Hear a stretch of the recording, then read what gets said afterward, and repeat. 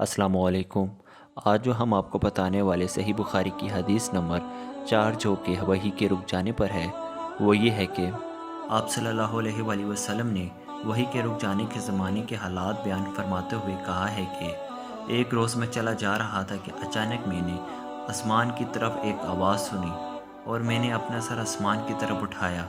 کیا دیکھتا ہوں کہ وہی فرشتہ جو میرے پاس غار حرا میں آیا تھا، وہ آسمان و زمین کے بیچ میں ایک کرسی پر بیٹھا ہوا ہے۔